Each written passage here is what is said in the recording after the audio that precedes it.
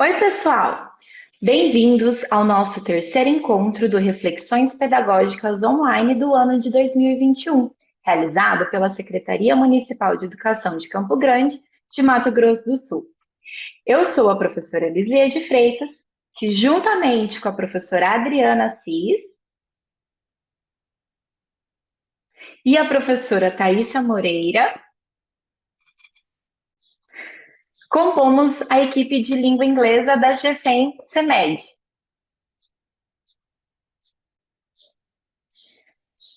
Para essa formação, contamos com a participação dos professores convidados da REME, Renata Borba e Adriano Bressan.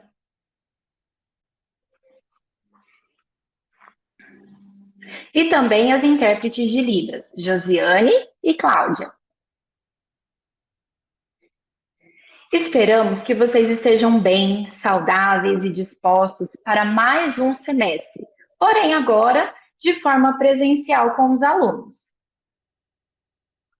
Caso você não tenha participado dos nossos dois encontros anteriores, convidamos a assistir quando puderem. Eles ficam disponíveis no canal Reflexões Pedagógicas no YouTube. Nossa formação de hoje tem como tema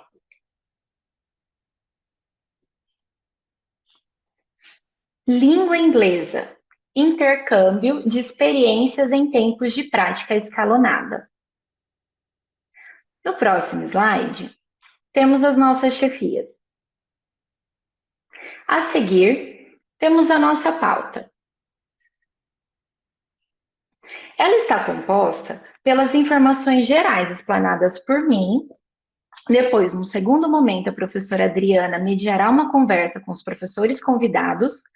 No terceiro momento, a professora Thaísa explicará sobre a elaboração de roteiros de estudos e também encerrará esta live com as orientações finais. Vamos lá, então, para as nossas informações gerais? Próximo slide.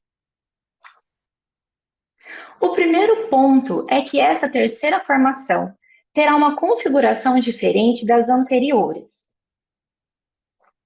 e está dividida em três partes. A primeira é esse nosso momento da live, seguindo por um encontro virtual e finalizando com uma atividade disponível no Moodle da CEMED.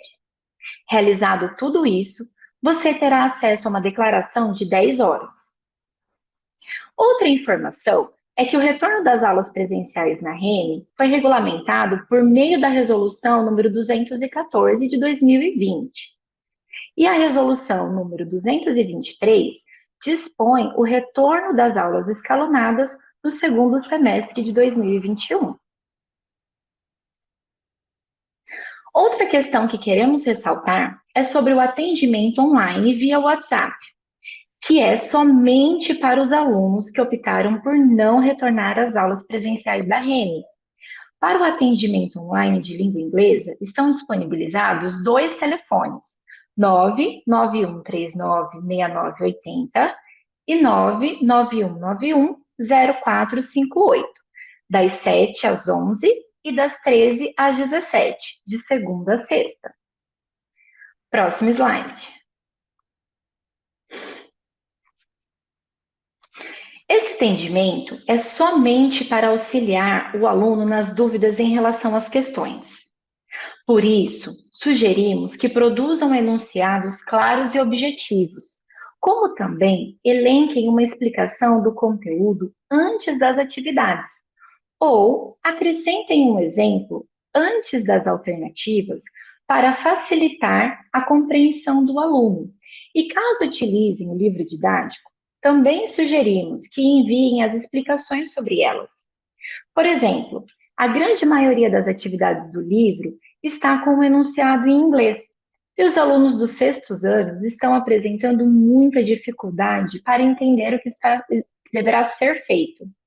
Caso o enunciado das questões esteja em língua inglesa, seria interessante enviar uma orientação em língua portuguesa, explicando o que os alunos devem realizar em cada atividade. E não podendo esquecer que o aluno está sozinho em casa estudando. Por isso, Quanto mais direcionamento para ele, melhor. Outra informação que gostaríamos de fornecer para vocês é sobre o caderno complementar. Ele está disponibilizado na plataforma Moodle da CEMED. Caso você ainda não o tenha, entre em contato com o coordenador de sua escola, ok?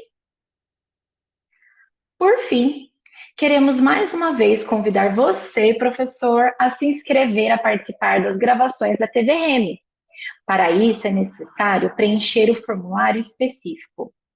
Entre em contato conosco para maiores informações. A sua participação será muito importante para a aprendizagem dos alunos de língua inglesa. No próximo slide, caso queira mais informações, faça a leitura dos QR Codes da TV Rene que aparecem aí na sua tela. Ok? Agora, a professora Adriana dará continuidade à formação.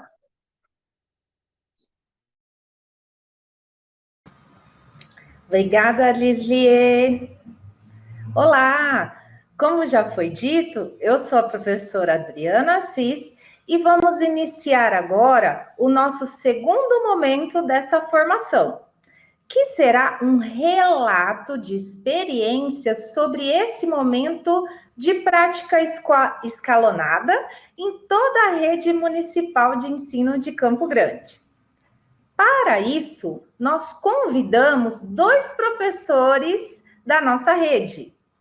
Próximo slide.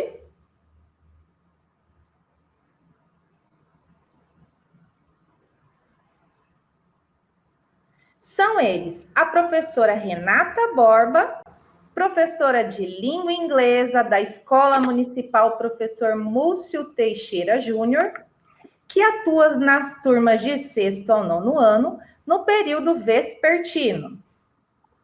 Olá, pessoal.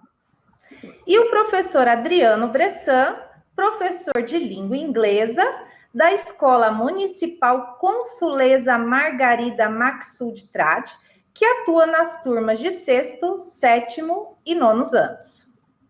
Professora Renata, professor Adriano, sejam bem-vindos à nossa formação. Desde já queremos agradecer a vocês pela disponibilidade e participação. Eu que agradeço. Queremos ressaltar que nossos convidados se dispuseram a compartilhar suas experiências nesse período de escalonamento, com a intenção de demonstrar para o grupo de professores da nossa área como eles estão trabalhando nesse momento de prática escalonada. Assim, esse compartilhamento não se configura como modelo a ser seguido por todos os professores da rede, mas como um momento de troca de experiências que pode enriquecer nossa prática pedagógica atual. Professora Renata, bem-vinda mais uma vez. Suas considerações iniciais? Olá a todos, eu gostaria de agradecer o convite das técnicas de língua inglesa e eu estou aqui para poder compartilhar com vocês um pouco da minha realidade. Muito obrigada, professora Renata. Professor Adriano, suas considerações iniciais? Sempre uma satisfação poder fazer parte dos momentos de formação, seja como ouvinte e agora como pessoa que pode compartilhar um pouco do que está acontecendo na escola. Muito obrigado. Obrigada a você, professor Adriano. Então, vamos iniciar aqui a nossa conversa com os nossos convidados. Para esse momento, trouxemos 5 questões norteadoras relacionadas à prática escalonada. Vocês terão 3 minutos para apresentar seus relatos em relação a cada questão. Vamos iniciar pela professora Renata e, na sequência, o professor Adriano, certo? Próximo slide, por favor. Professora Renata, como você recebeu seus alunos em relação à aprendizagem? Bem, Adriana e colegas, Eu acredito que todos nós já esperávamos que esses estudantes chegassem com uma determinada defasagem, diante de toda a realidade de pandemia que a gente tem vivido aí desde o ano passado. Claro que no começo do trabalho, desse retorno, foi aplicada uma avaliação diagnóstica, e o diagnóstico, ele acontece ao longo das aulas também, né? E foi percebida realmente uma defasagem acentuada, no entanto, o processo de ensino-aprendizagem tem sido assim, de retomadas daqueles pontos importantes do ano anterior, desse ano até o mês de julho, aquilo que a gente considerava imprescindível para que pudesse dar prosseguimento aos estudos, né? E você, professor Adriano, na sua experiência, como tem sido isso, né? Como você recebeu seus alunos em relação à aprendizagem?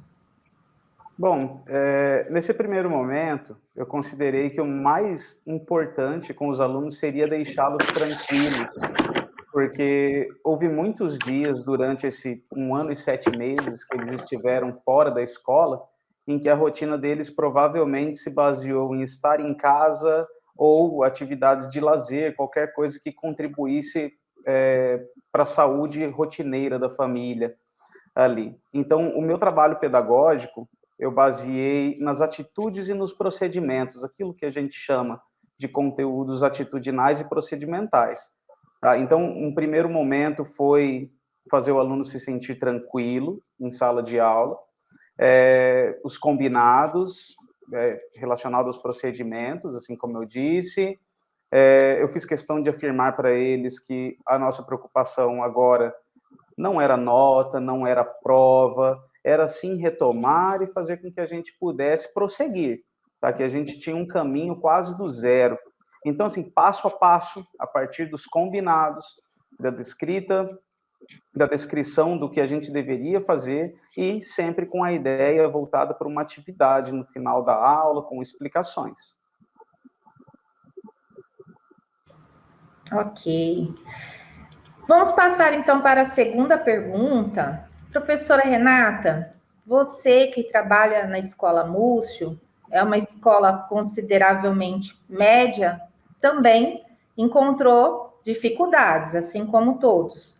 E quais foram essas dificuldades que você, professora, e seus alunos têm encontrado nesses momentos? Olha, Adriana, muitas. Desde coisas pequenas, assim, que inimagináveis. Então, que eu fui conhecendo ao longo dos dias, aprendendo também. Eu vou começar, assim, por uma coisa trivial, por exemplo, o uso da máscara. De início, eu até pensei, com metade da sala de aula, o tom de voz até abaixa, porque tem menos alunos, mas eu fui surpreendida pelo seguinte fato: a máscara, ela abafa a voz da gente também. Então, apesar de eu ter a metade do número de alunos daquela turma, eu me peguei falando muito mais alto e muito mais pausadamente, para que eu fosse mais bem compreendida. E isso eu aprendi com os meus próprios alunos, porque eles de máscara tentavam conversar comigo e eu não entendia o que eles falavam. Então, eu sempre comecei, na verdade, a dar esse tipo de orientação. Falei mais devagar, um pouco mais alto.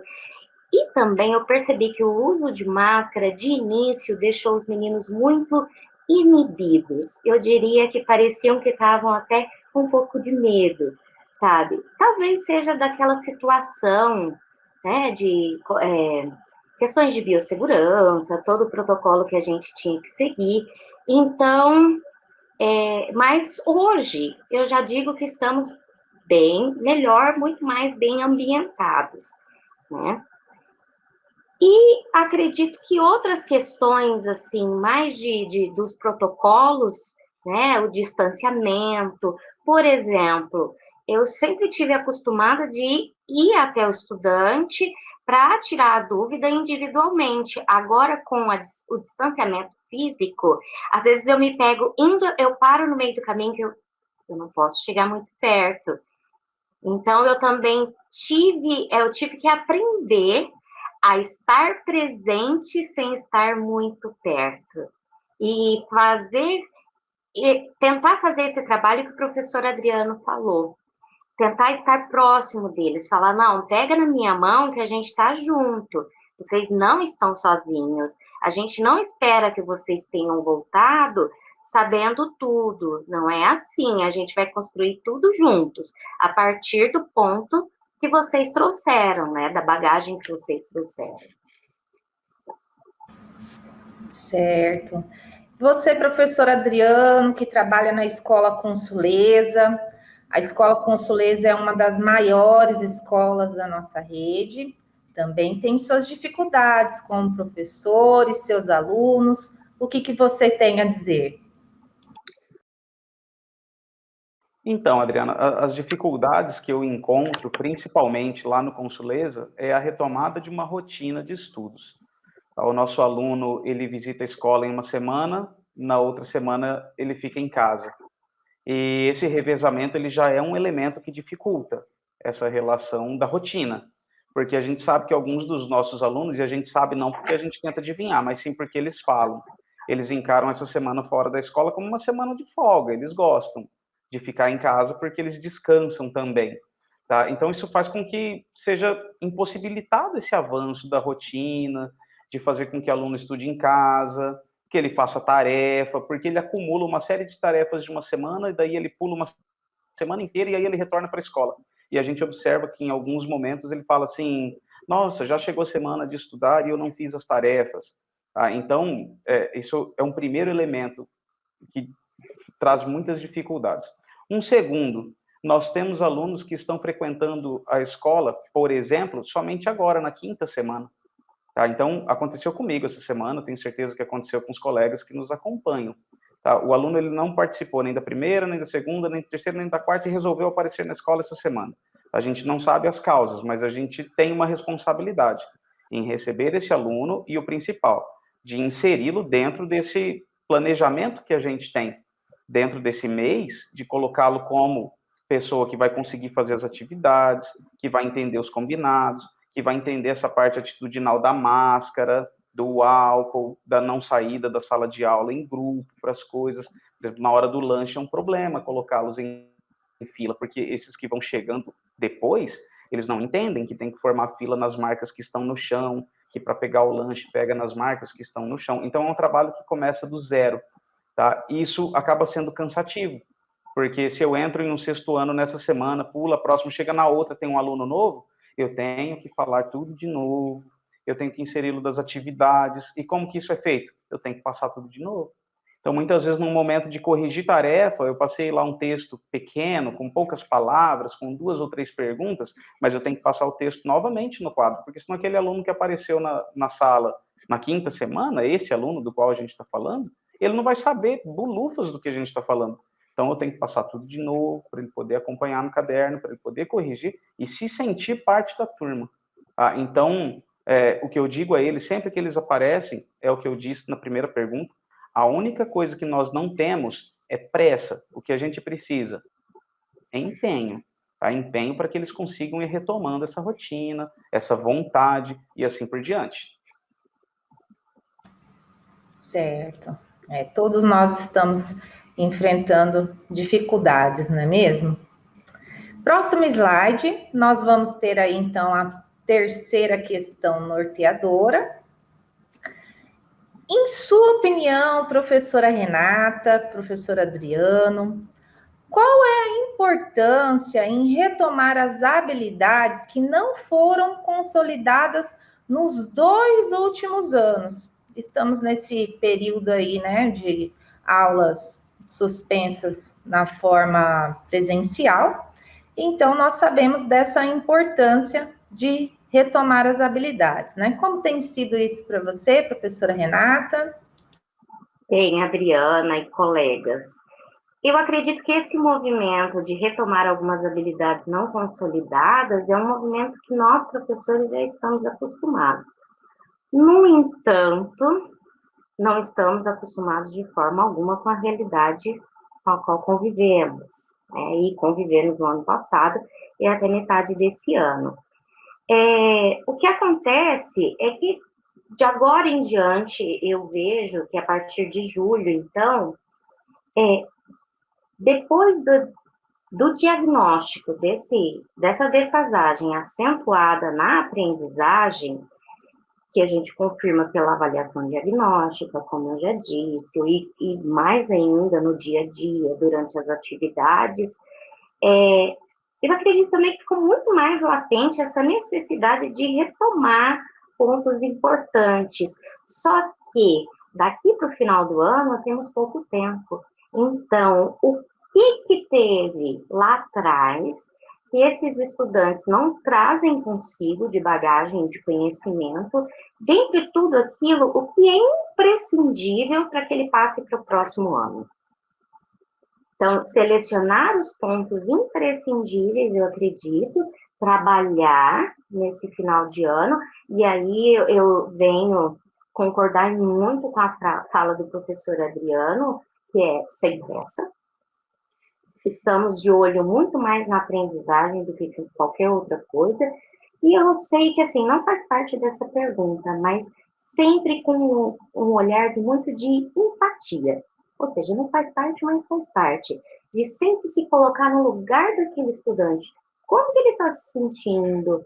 Né? Às vezes constrangido, porque aquilo ali ele não sabe, mas o coleguinha conseguiu entender com as aulas remotas. Então, se colocar no lugar de cada um, verificar a aprendizagem, verificar os pontos importantes e aí tentar prosseguir com os estudos. Obrigada, professora Renata. E você, professor Adriano, a sua opinião sobre essa retomada de habilidades dos 2 últimos anos, das 2 séries anteriores, né? Da série anterior e da série em que o aluno está. Qual a sua opinião em relação a esse assunto? Então, eu acho que a gente precisa refletir que o desenvolvimento do aluno, enquanto ser humano, não é enquanto só aluno, enquanto conhecimento. Não é algo que ele copia do quadro, ou algo que ele fica olhando o professor falar sobre inúmeros conceitos, porque nós temos alunos que vieram direto do 5º ano. Ele tinha lá poucos professores e agora ele tem um monte de professores, e cada um dando olhos para sua própria disciplina. Então, assim, esses conceitos e toda essa questão de conteúdo é muito complicado para ele. Então, respeitar o desenvolvimento do aluno é também inserir essas habilidades e retomar essas habilidades. Então, as habilidades que eu priorizo como professor de inglês, antes de cobrar acertos e erros, por exemplo, é muito importante.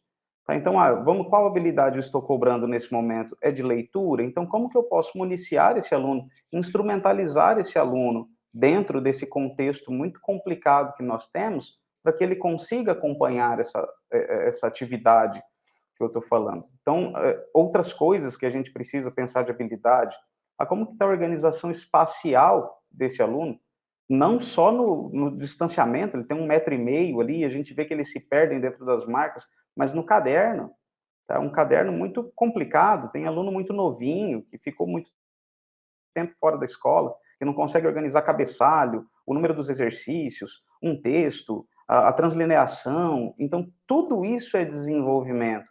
As noções psicomotoras estão muito defasadas. A gente conversa com os alunos sobre direita e esquerda em sala de aula, arrasta a sua mesa um pouco mais para a esquerda, e ele não sabe que lado é a esquerda. Ele teve acesso muito jovem. Então, faz parte também do desenvolvimento, é uma habilidade. A questão da nutrição, tá? Eu tenho alunos que comem 4 vezes durante a aula. Tá? E não é reparar que ele está comendo 4 vezes, mas nós conhecemos a realidade financeira dessas famílias quando a gente está na escola. O medo, o luto familiar, ele é uma realidade também. Tá? Nós temos alunos que perderam vários entes queridos ou têm um medo enorme de perder esses entes queridos. A coordenação motora fina, copiar do quadro dói. ela mexe com musculaturas que estão dormentes ali, o menino joga bola, mas ele não escreve com tanta frequência. Então, dói. Tudo isso é habilidade também. Então, observar os alunos, ser empáticos, como a professora Renata disse, a dificuldade em escrever a letra cursiva. Eu tenho alunos de sexto ano que não faz letra cursiva, que faz só letra bastão. Isso também é uma problemática, também é uma habilidade. Então, é papel nosso considerar essas habilidades e inseri-los para desenvolver habilidades de leitura, de raciocínio lógico, as habilidades sinestésicas, habilidades de fala, habilidades de escuta, tudo isso. Tá? Então, a gente tem que ter olhos não só para a nossa disciplina nesse momento, e isso caracteriza também uma dificuldade muito grande. É verdade. Obrigada, professora Adriana. Vamos ver aí, então, a nossa quarta questão norteadora. Como você, Renata, Adriano, tem organizado suas aulas para que todos os alunos, os presenciais, mesmo que seja escalonado, né? E os não presenciais, aqueles que optaram em não frequentar as aulas presenciais nessa forma escalonada, como que vocês têm organizado essas aulas para que todos esses alunos, né, possam compreender os conteúdos que vocês têm trabalhado nas aulas? Professora Renata, por favor.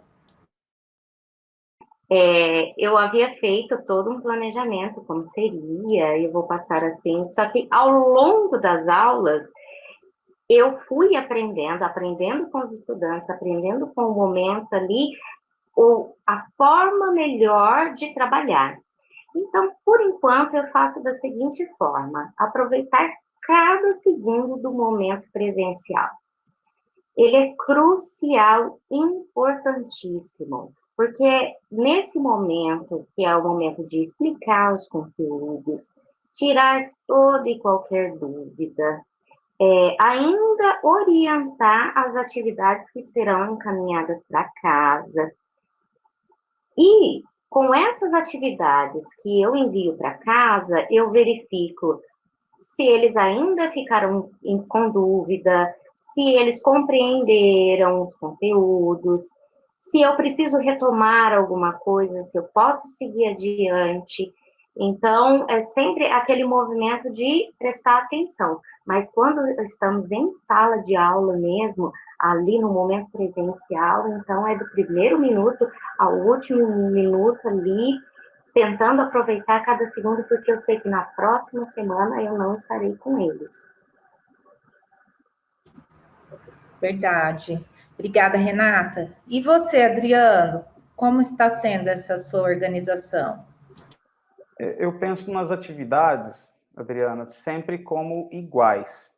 Então, se o aluno que está em sala, ele trabalhou comigo um texto ali de 10 palavrinhas, com perguntas voltadas a essa análise vocabular, aos temas específicos e qualquer coisa assim, é esse mesmo texto que vai para o aluno que está em casa.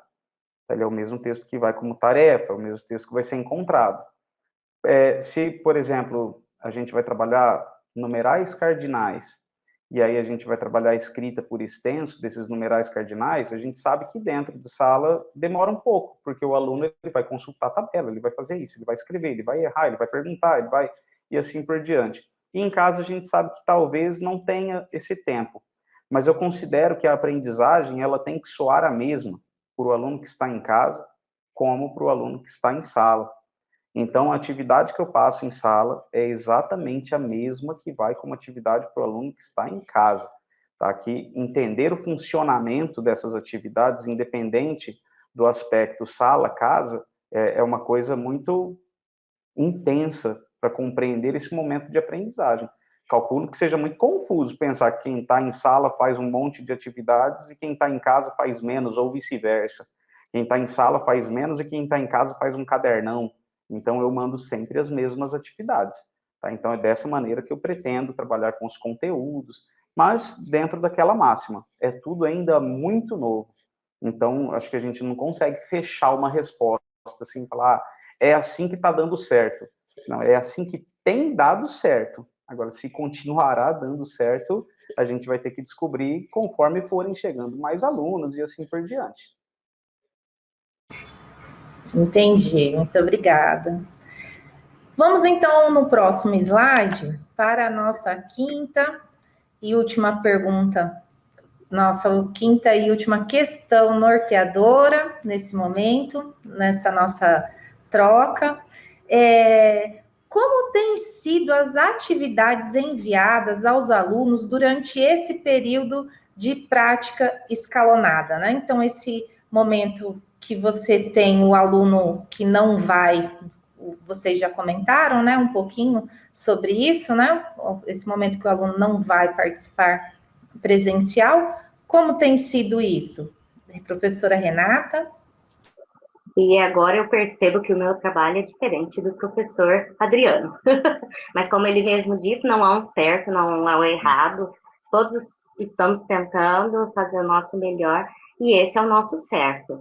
O meu, então, para que não fique dúvida ou curiosidade, nós tivemos uma dinâmica no começo da volta desses estudantes, que aí depois eu passo algo em sala de aula e o que para a próxima semana é a tarefa. Né? Então, quando a segunda turma vê a mesma coisa que a primeira turma viu, e depois eles vão fazer em casa a mesma coisa que a primeira turma fez em casa. Então, todos eles recebem a mesma coisa dentro de sala de aula e a mesma fora. Tem que ser feito um determinado esquema no começo e no final de todo esse processo, porque senão as semanas não fecham, né? Mas tem dado certo até o momento. E as atividades, então, que nós encaminhamos para casa, elas são referentes a um caderno que nós lá na escola mesmo elaboramos. Como eu já mencionei, essas atividades, elas visam consolidar aquela aprendizagem de dentro de sala de aula e como também verificar os pontos críticos. Então, essas atividades vão como tarefa e na próxima aula presencial há uma correção, tirar dúvida, o que vocês entenderam, o que não entenderam, aí fazer uma determinada revisão quando necessário e prosseguir. Então, essa é a dinâmica que eu estou utilizando no momento. Obrigada, professora Renata. É isso mesmo. São alunos diferentes, são escolas diferentes, são práticas diferentes, e nosso objetivo aqui, como já foi dito, é compartilhar, não é mesmo? Então, vamos lá, professor Adriano, o que mais que você tem a nos dizer a respeito? Olha, sobre as atividades que são enviadas, eu acho que o trabalho que a gente está fazendo é igual. Eu me referi na resposta aos alunos que estão 100% em casa, que nós temos alguns alunos que não optaram no retorno. Tá? Mas é exatamente isso que a professora Renata falou. O aluno que vem na primeira semana, ele leva uma tarefa, da segunda semana leva a mesma tarefa, ele tem a mesma aula, na terceira semana a gente corrige com o da primeira, na quarta semana com o da segunda e assim por diante. Eu me referi a essa diferença de atividades para o aluno que está 100%. Aqui, esse a gente não consegue ter esse contato, então ele vai fazer somente sozinho essa atividade. E aí, é nesse momento que eu disse que eu envio a mesma. Sobre os alunos que estão em sala e as atividades, a minha primeira premissa é assim, as atividades são fáceis. Então, eu busco atividades fáceis, porque fazer com o auxílio de um adulto ou do computador, independente da disciplina, a gente sabe que ele vai dar um jeito de fazer. Tá? Eu ouvi inúmeras histórias aí de 6º a 9º ano do Brainly, por exemplo, que os alunos fizeram muitas atividades dos cadernos utilizando o Brainly, copiavam e assim por diante, porque alguém responde, coloca, ele é um compartilhamento de respostas. Mas agora, momento de retorno com o professor em sala, eu acredito que o aluno ele tem que ter assim, possibilidade de responder, para não buscar esse subterfúgio dentro da resposta pronta. E a atividade fácil, para mim, ela funciona como uma isca nesse momento. Então, se eu tenho, vou voltar à história do texto com 10 palavras. Se eu tenho um textinho com 10 palavras, com uma pergunta de múltipla escolha, com 3 alternativas, isso é bastante simples. Então, ele se sente compelido a tentar responder, e eu tenho resultados positivos com isso. E aí a gente vai mesclando uma pergunta um pouco mais fácil, uma pergunta um pouco mais difícil, e eu sinto que eles pelo menos tentam responder. Lógico que isso não se refere à totalidade, tá? A gente nunca vai ter um resultado de 100% em trabalho nenhum, mas é um resultado positivo. Então, eu tento evitar, nesse momento, eu acho que vai ter um momento que a gente vai ter que forçar a aprendizagem, a gente vai ter que puxar para ele sentir que ele pode mais, mas até este momento em que a gente está, eu não estou forçando, nem com textos longos, nem com vocabulários específicos, nem com comandos complexos, tal como disse a Lislie lá no começo, que o enunciado muito grande em inglês, ele pode apresentar dificuldades para o aluno que está em casa. Então, os enunciados são simples, para que eu tenha duas possibilidades. Ou que o aluno tente e ele assuma que ele não conseguiu fazer uma ou duas questões das que foram passadas, e eu não tenho problema nenhum que ele não tenha conseguido fazer, ou que ele pelo menos olhe e fala, vou tentar fazer rapidão e vou chutar o que eu não sei, e ele pelo menos olhar, perguntar e falar, não, mas essa aqui tá fácil, essa aqui eu consigo. Tá? Então, ele se sente compelido. Acho que é um trajeto e a gente vai se agarrando em cada parada aí a alguma coisa. Nesse momento, me agarro a isso. Com certeza. Muito obrigada. Nós chegamos ao fim desse nosso bate-papo, esse segundo momento da nossa formação. Você, professor que está nos assistindo, também terá a oportunidade de dar os seus relatos, né? Contar para nós e para os colegas da rede sobre a sua experiência, como a Lislie falou. No segundo momento, na outra parte da nossa formação, que será o nosso encontro virtual. Mais uma vez, muito obrigada pela participação de vocês, professora Renata, professor Adriano. Esperamos que esses relatos apresentados por vocês dois, que trabalham em escolas com características diferentes, porém, vimos aqui que todos nós temos dificuldades, não é mesmo? Então, nós esperamos que esses relatos eles possam contribuir com a prática pedagógica dos nossos colegas nesse momento atual, tá certo? Agora vamos continuar esse nosso encontro e a professora Thaisa vai dar continuidade. Professora Thaisa, agora é com você.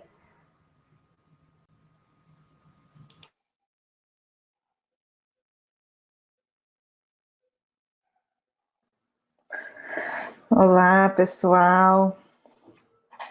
Tudo bem com vocês? Bom, obrigada, Adriana, obrigada, Adriano, Renata. A participação de vocês foi muito especial nesse momento. Eu tenho certeza que todos os professores vão se beneficiar dessa troca de experiência que vocês proporcionaram. E eu vou dar continuidade aqui a este terceiro momento, ok? Então, agora, vou conversar um pouquinho com vocês sobre a elaboração de roteiro de estudos. No próximo slide, eu trago uma citação para que a gente possa refletir, tá? Diante de tudo isso que a Renata e o Adriano falaram, temos que refletir um pouquinho, certo? Então, a citação diz o seguinte: estamos no auge da era da informação, mas não vivemos na era do conhecimento. O estudante tem acesso a muita informação, mas o conhecimento tem que ser construído. Bom, muitas vezes a gente pode pensar que, poxa vida, o aluno poderia ter pesquisado tal coisa, ele pesquisou sobre o verbo to be, por exemplo, ou ele pesquisou sobre o passado simples, mas até então, até que ele construa um sentido sobre aquela pesquisa, é apenas uma informação e não um conhecimento. Daí dizer que esse conhecimento tem que ser construído, ok? Então, quando os nossos alunos passam a interagir com essa informação, a utilizá-la em sua vida prática, é que essa informação vira um conhecimento, ok? A isso damos o nome de aprendizagem significativa. Ok, então o que podemos entender como aprendizagem significativa? No próximo slide, temos aí uma outra citação. No próximo slide, por favor. A aprendizagem significativa é o processo por meio do qual uma nova informação, um novo conhecimento, se relaciona de maneira não arbitrária à estrutura cognitiva do estudante. É no curso da aprendizagem significativa que o significado lógico do material de aprendizagem se transforma em significado psicológico para o sujeito.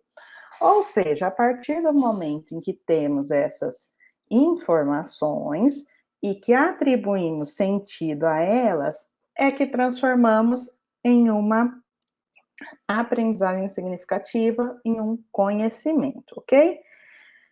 Bom, então, tendo isso em vista, é necessário que os alunos, a partir do recebimento dessas informações, ancorem esse conhecimento, fazendo uma comparação, atualizando seus esquemas de conhecimento, identificando as semelhanças e as diferenças entre esse conhecimento, essa informação, essa nova informação, e o conhecimento que ele já tinha, certo? Então, a partir do momento em que as novas informações se relacionam com as informações antigas, com os conhecimentos antigos, nós temos, então, uma aprendizagem significativa. Ok, mas por que é importante falar sobre aprendizagem significativa para falar sobre roteiro de estudos? Vejam bem, nós trazemos aqui hoje uma definição de roteiro de estudos que vem sendo modificada. E é por isso que nós podemos dizer que a concepção que vamos trabalhar aqui hoje encontra-se no escopo das metodologias ativas. Vamos lá para o próximo slide.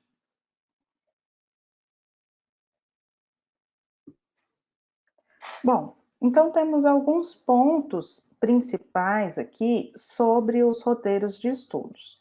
Primeiro ponto importante é que eles são fundamentais na construção da autonomia do estudante. Eu vou retomar essa questão da autonomia daqui a pouquinho, ok? Segundo ponto importante é que eles auxiliam aos alunos que coloquem em prática o ensino de forma contextualizada e lógica. Bom, então vamos supor que vocês estejam trabalhando com um roteiro de estudos que vai falar sobre os heróis e vilões, por exemplo. Você vai trabalhar ali com os heróis, com os vilões, e a partir disso você pode ir trazendo outros conhecimentos. Então, a partir desse tema, eu consigo trabalhar com adjetivos. No 8º ano, por exemplo, trabalho com comparativo, superlativo. Eu posso trabalhar com apenas adjetivos no 6º ano, para que eles possam construir vocabulário, né?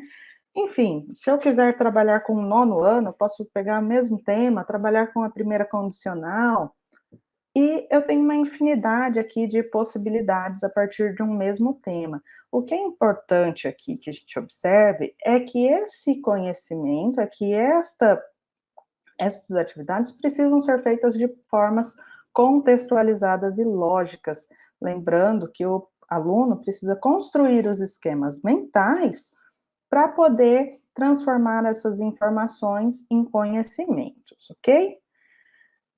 Bom, próximo ponto importante aqui sobre os roteiros de estudos é que eles ajudam a promover a articulação dos saberes e instrumentalizar o educador a ter clara percepção sobre o aprendizado dos estudantes. Bom, então, a partir do momento em que o aluno realiza essa comparação, identifica as semelhanças entre os conhecimentos antigos e os conhecimentos adquiridos, ele ativa esquemas mentais, né? Ele articula esses saberes e produz novos conhecimentos. Outro fator aqui super importante acerca dos roteiros de estudos é que os estudantes podem fazer esses roteiros em seu próprio ritmo, mas sempre em interação com o seu grupo. Bom, nós colocamos aqui que os roteiros são realizados em grupos, mas eles podem também ser realizados de forma individual.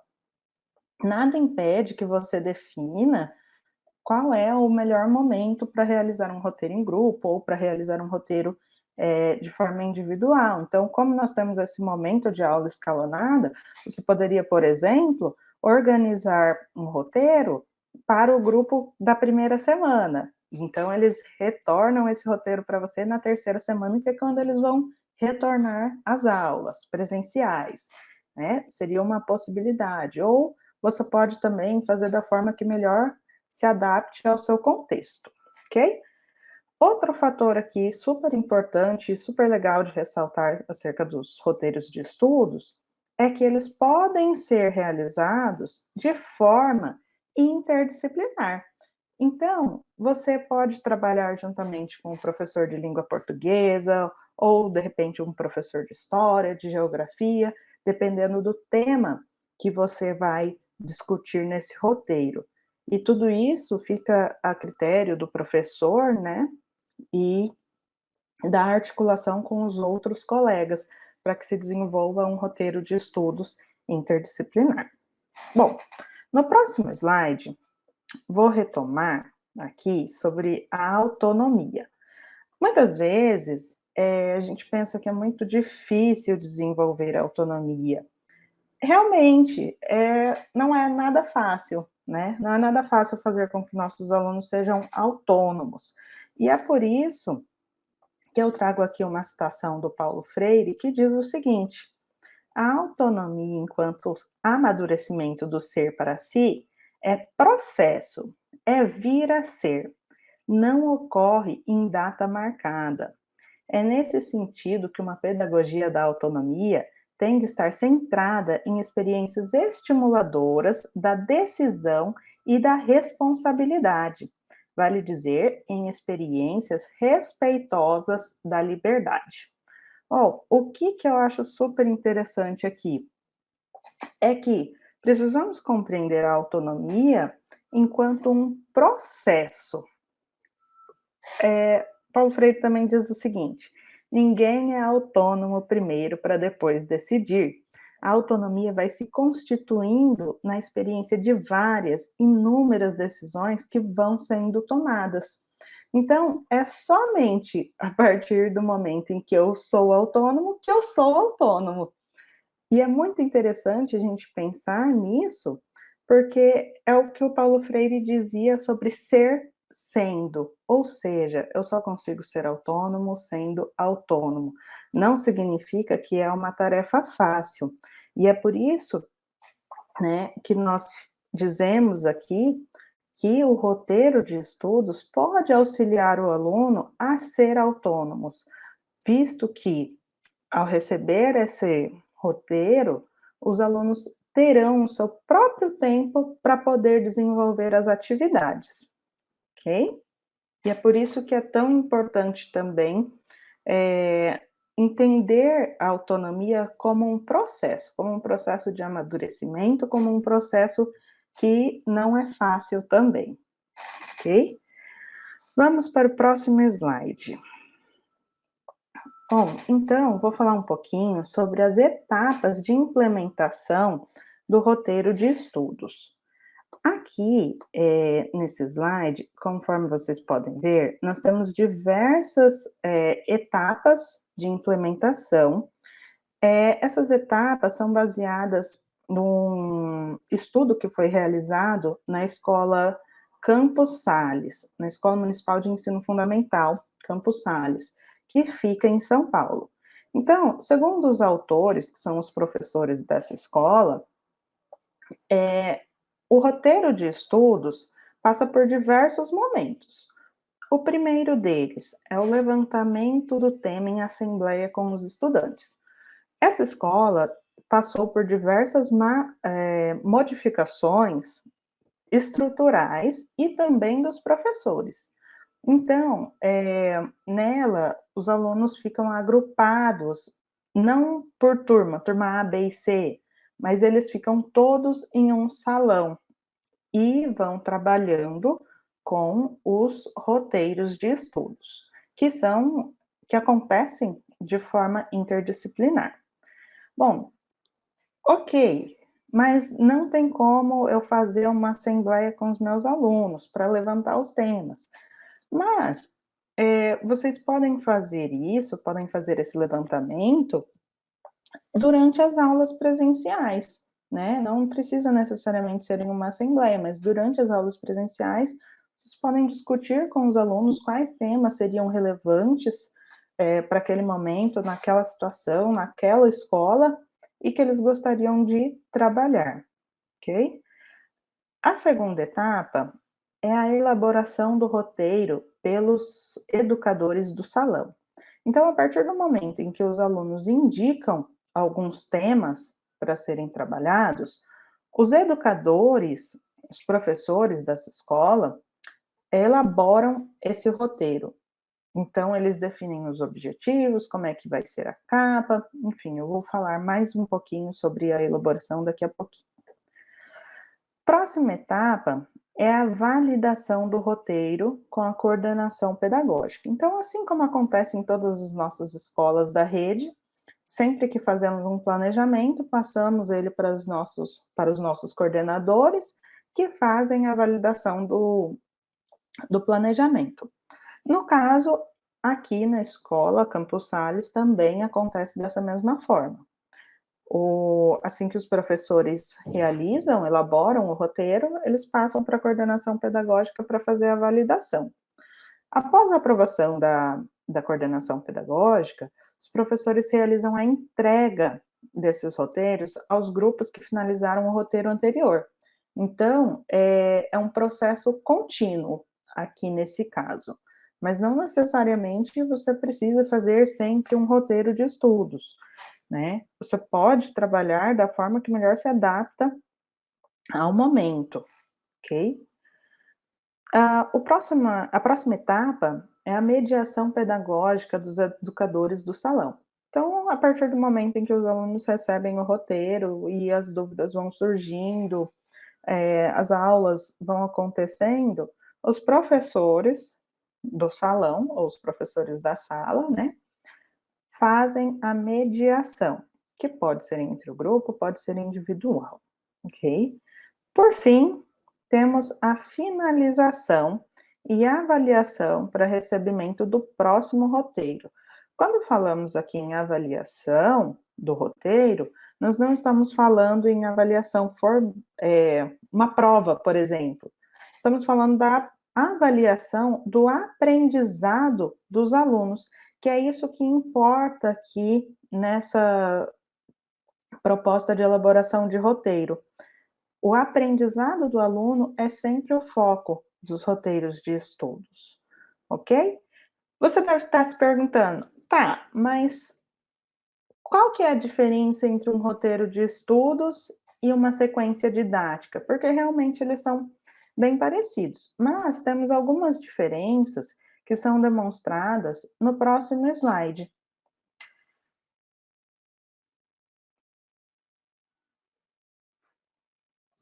Então, aqui nesse slide, temos algumas diferenças entre a sequência didática e o roteiro de estudos.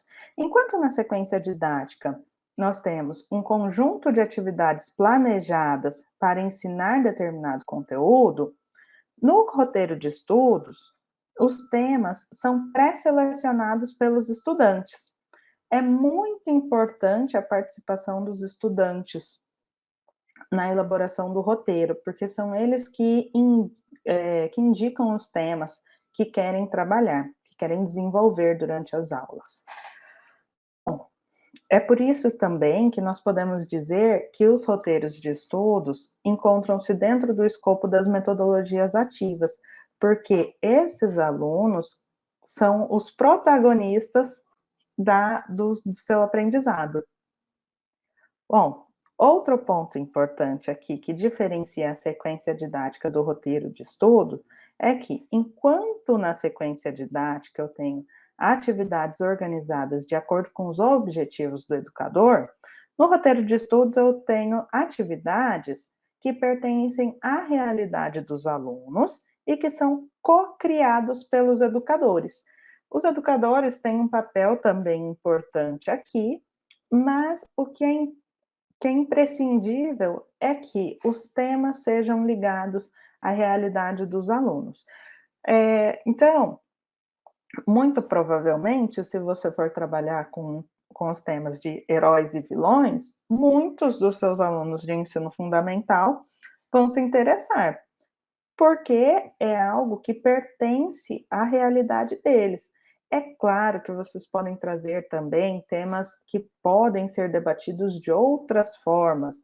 Então, algum problema que esteja acontecendo na comunidade escolar, algum problema que esteja acontecendo ali dentro da sala de aula, são diversas possibilidades aqui. Bom, outra diferença é que, enquanto na sequência didática eu tenho um produto final, que é uma atividade de sistematização ou de fechamento, no roteiro de estudos, eu tenho uma conversa com o grupo para verificar a aprendizagem do aluno. Então, 2 momentos aqui: a avaliação do roteiro e autoavaliação. Eu não tenho necessariamente uma atividade fechada. Então, enquanto na sequência didática, por exemplo, se eu estiver trabalhando com história em quadrinhos, por exemplo, muito provavelmente, na sequência didática, o produto final será que o aluno produz uma história em quadrinhos, certo?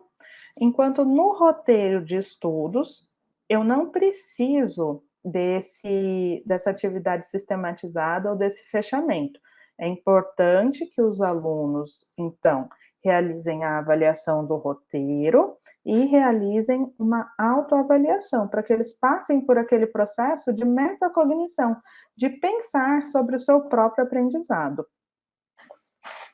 Ok, outra diferença entre a sequência didática e o roteiro de estudos é que a sequência didática segue o ritmo do educador, visto que as atividades são realizadas dentro de sala de aula, enquanto o roteiro de estudos segue o ritmo de aprendizagem dos alunos, visto que os alunos podem decidir quais atividades serão realizadas naquele momento. Então, aqui no roteiro de estudos, os alunos têm essa autonomia para poder escolher quando é que eles vão realizar cada uma dessas atividades. E na sequência didática, o foco maior normalmente é no objetivo do professor, né? O ritmo também do professor. Roteiro de estudos não necessariamente precisa ser desenvolvido dentro de sala de aula, ele pode ser realizado na casa dos alunos. Então, é por isso que trouxemos esse tema, porque ele combina bem com o momento em que estamos vivendo.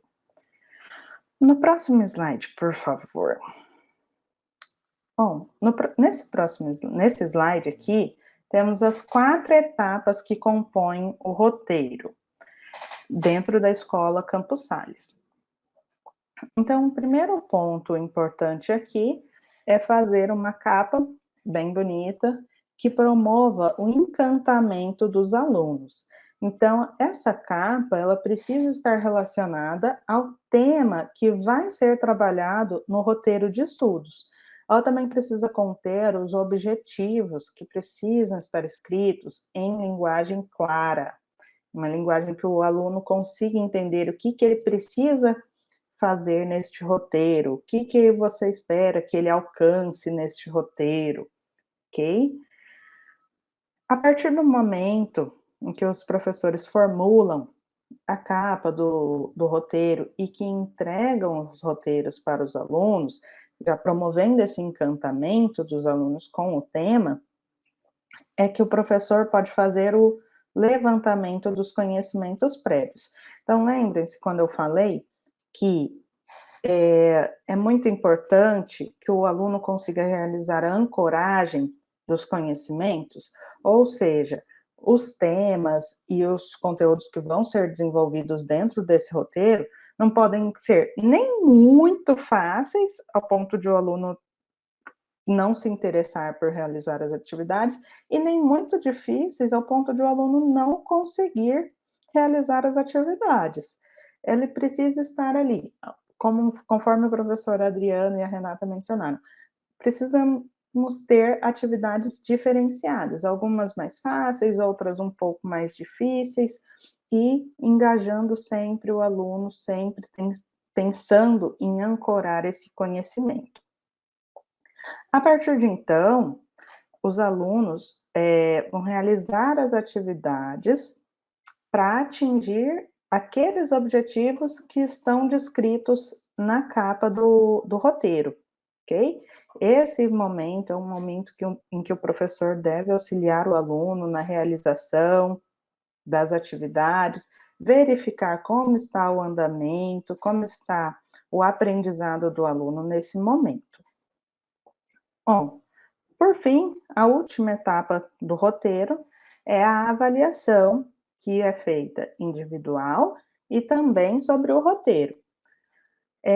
Bom, nessa avaliação individual, o professor pode perguntar aos alunos, você pode perguntar aos seus alunos, como que foi para o aluno desenvolver esse roteiro, se ele gostou, se ele não gostou, se esse roteiro está articulado com os conhecimentos que os alunos já tinham antes de realizá-lo. Enfim, o aluno vai fazer a avaliação tanto dele quanto sobre o roteiro. Então, como é que esse aluno se saiu durante esse roteiro, como que esse roteiro foi visto por ele, e se ele gostou, se ele não gostou, o que poderia melhorar nos próximos roteiros. É muito importante ativar a voz dos alunos nesse momento, é muito importante ouvi-los nesse momento para a elaboração dos próximos roteiros, caso você vá fazer. Ok, então, próximo slide, por favor. Aqui, trazemos alguns QR Codes que podem ser utilizados por você durante a elaboração do roteiro de estudos. Então, se você fizer a leitura do primeiro QR Code, você vai ser encaminhado para um site que chama WordArt. Ele é utilizado para realizar nuvens de palavras. Então, aqui você pode realizar nuvens de palavras de diversos formatos. Ah, eu quero fazer uma nuvem de palavras de coração, de estrelas, com diferentes estilos de letras. Você pode criar as nuvens de palavras, ou você pode solicitar, né, encaminhar como uma atividade que os alunos podem realizar, caso os seus alunos tenham acesso à internet, né, e consigam fazer. Se você fizer a leitura do segundo QR Code, vocês vão ser redirecionados para o GoConquer, que é um site em que podemos realizar mapas conceituais. Esse site também tem outras funcionalidades, tá? Você pode fazer flashcards, alguns recursos pagos, alguns recursos gratuitos. O mapa conceitual você pode realizar de forma gratuita, e ele é bem fácil de mexer também. Bom, o terceiro QR Code, caso você faça a leitura, você vai ser redirecionado para o Google Arts and Culture, em que você pode explorar museus, pode explorar obras de artes, pode fazer tour virtual. É um site muito legal para que vocês possam desenvolver as habilidades do eixo dimensão intercultural. Ele tem várias explicações sobre as obras, sobre os museus, todas em língua inglesa.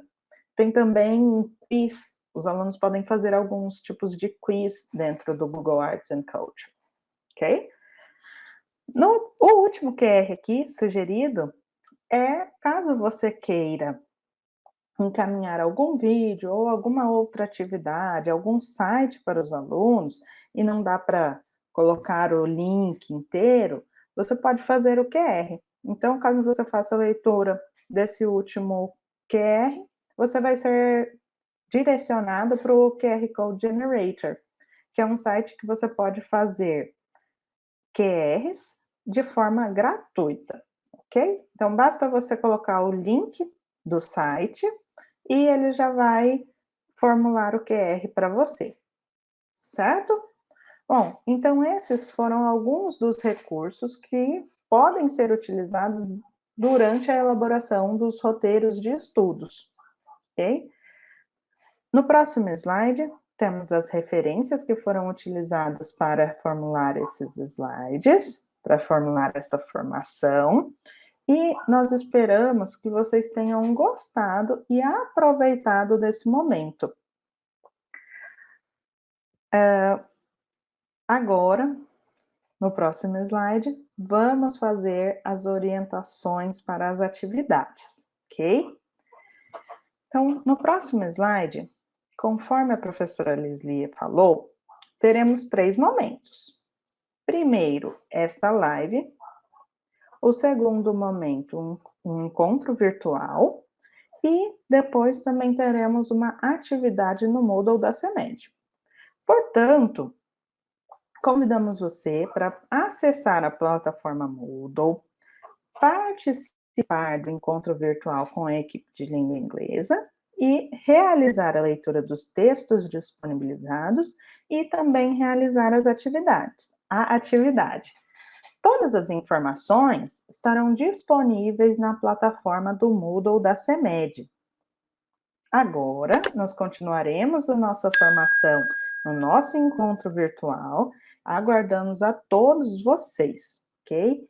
Caso vocês tenham alguma dúvida, no próximo slide nós temos os nossos canais de comunicação. Vocês podem entrar em contato conosco pelo telefone ou pelo e-mail. Sintam-se à vontade para perguntar, ok?